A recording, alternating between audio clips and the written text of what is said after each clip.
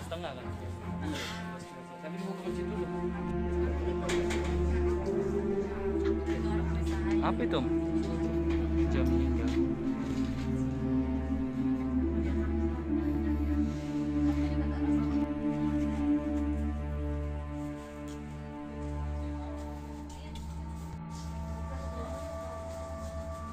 Dari atas masih. Dari atas.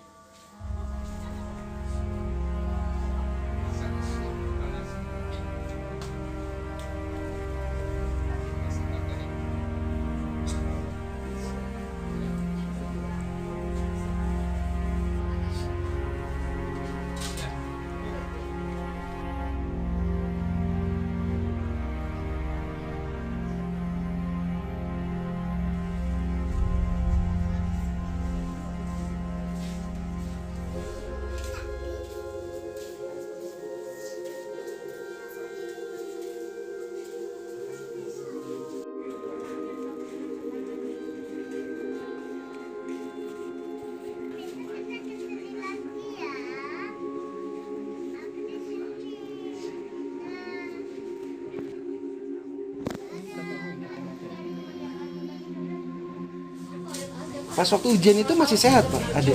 Masih. Ya tinggal keluar dari alat itu sih. Udah gimana udah selesai sudah Pak.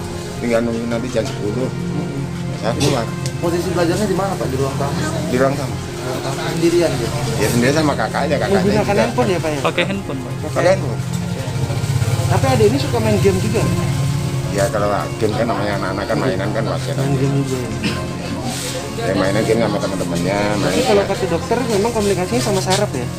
Ya kan dokter tadi ngomongnya begitu sih, manggil dokter saraf ya, saya nggak tahu sih ya, karena secara medis saya nggak tahu sama sekali. Hanya dokter yang mau tahu. Memang artinya informasi dari dokter ya, menyampaikan bahwasanya memang anak ini seperti mati sebelah, katakan seperti stroke lah, Ya, karena tidak ada reaksi yang sebelah kanan ini, hanya sebelah kiri saja.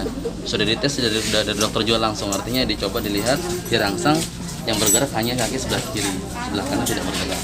Jadi kemungkinan kalau dokter, praduganya dokter, karena memang rencana hari ini mau dibawa CT scan ke rumah sakit Siloam atau Pertamina.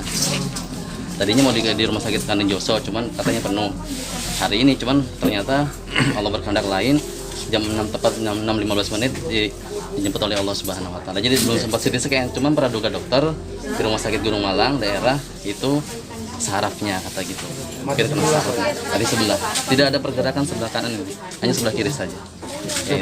Tapi memang awalnya ceria seperti Loh, biasa ya? kalau anak Itu ini malamnya Bu, aja ngaji. ya, jadi anak ini Bu, artinya sampai hari Senin kemarin, hari Senin yang 2 hari yang lalu itu tetap mengaji. Anaknya rajin beribadah, sholatnya bagus, karena kebetulan saya guru ngajinya kan. Jadi saya tahu anaknya juga pendiam segala macam. Secara fisik sehat, tidak ada masalah. Cuma makanya ketika hari Selasa itu dipanggil sudah dalam keadaan sudah katakan tidak berdaya lah. Nah, sudah bahasanya sudah lunglai dia, sudah tidak bisa. Menantap pun cuma sesekali terbuka mata kemudian tutup lagi. Gak ada keluhan nih? Tidak ada keluhan juga.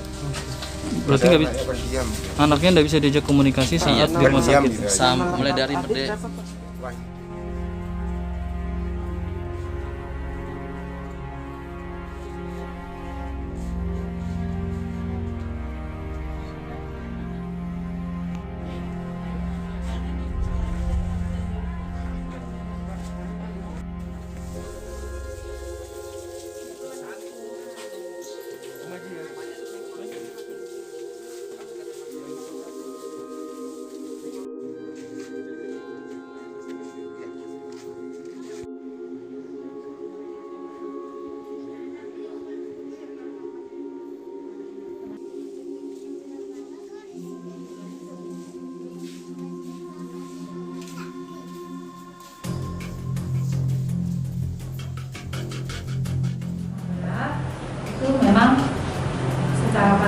belum kami dapatkan karena memang pemeriksaan CT scan yang harusnya kami lakukan belum bisa ya karena masalah rujukan.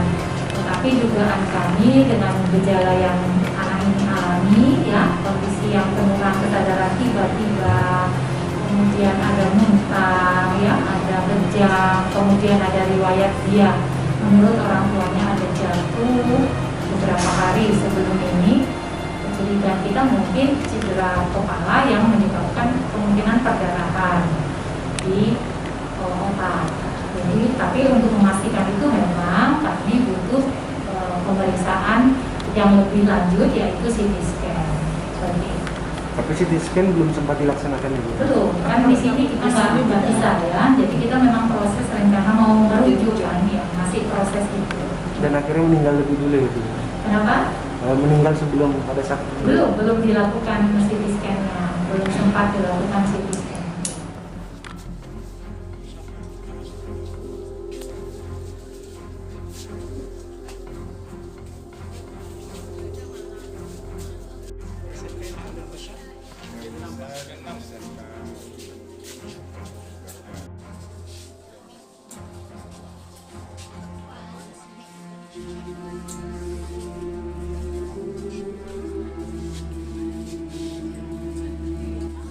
Saya tidak berani berstatement ya, apakah itu meninggalnya karena apa. Yang jelas kita bela sungkawa ya, menyampaikan bela sungkawa kepada keluarga karena yang memberikan statement seperti itu bukan dari pihak kami ya, itu nanti dari dinas kesehatan atau ahlinya ya. Karena jangan sampai ini dihubung-hubungkan dengan masalah apapun, masalah belajar mengajar dan lain sebagainya, nggak usah ya. Ini murni musibah dan itu sudah takdir Allah Subhanahu wa taala. Jangan sampai kita membuat menghubung-hubungkan sesuatu dengan kebijakan-kebijakan yang kita tidak tahu. Kita tidak tahu.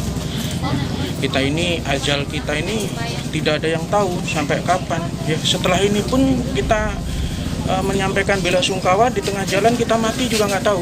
Ya, karena kematian itu adalah keniscayaan. Ya, keniscayaan yang sudah diatur oleh Allah Subhanahu wa taala. Ya, tinggal bagaimana kita memanfaatkan sisa-sisa umur kita ini untuk kebaikan. Ya.